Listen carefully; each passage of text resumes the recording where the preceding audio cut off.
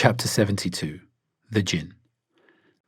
Prophet, tell the people, it has been revealed to me that a group of Jinn, 9 in number, came to listen in on the Qur'an while I was reciting.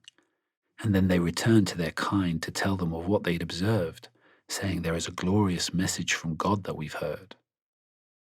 It gives right guidance, and we have turned in true belief, and hereby renounce all previous lords we took, like the devil, Iblis. We now know the one true God is above claims he has a child or spouse. It is the foolish Iblis who moves among us, who utters such lies from his mouth. And we thought none would have the audacity from mankind and Jinn to spread such a mendacious and terrible lie against the Almighty. All praise be to him. Prophet, tell the people, many previous generations have sought protection and asked it of the Jinn, and for example would call out on travels, I ask for the safety from the master of the valley I am in. And such words would increase the arrogance of the Jinn there, and they began to act as if they would not be raised again before the one who was all aware. The 9 believing Jinn also said, we used to try to steal our way up to the heaven and listen in, to hear what angels discussed, so we could head to earth and pass on what they were saying. But after the Qur'an's reciter Muhammad was born, we would head there and find the boundaries of heaven adorned with angels ready to fight us off with meteors. We have no knowledge of what the Lord intends for those on earth. We know not whether they will head for good or bad ends on return to him at the rebirth. The Jinn also said of their kind, some of us are believers and some ignore guidance. We believing ones know we can't escape God, and we turn to him in full compliance.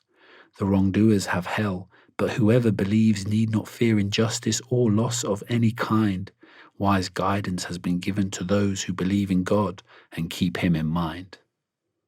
Prophet, if the Meccans would believe, there'll be water they'll receive, as we would send the rain again that we've withheld for 7 years as a clear test for them. And anyone that turns from revelation then will be spun away into an agonizing, fiery torment. And no, the places of worship are for God's remembrance alone.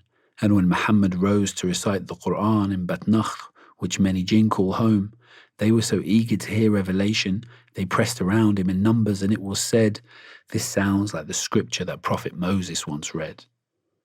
And when the Meccans told Muhammad to turn away from me, he replied, I pray to God alone and will call on others to do so unashamedly.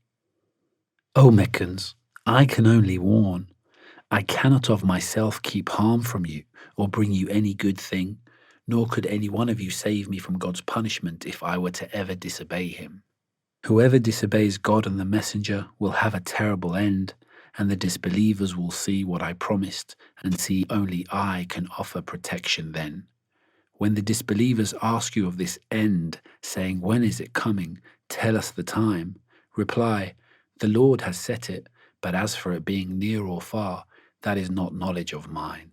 God alone knows what is hidden from mankind and reveals what he wills to angels and to messengers to deliver God's words and warnings and reminders of his favors. He has knowledge of all things, and of all things he keeps a full written account. And he has prepared a fitting reward for those who do good, the righteous, the devout.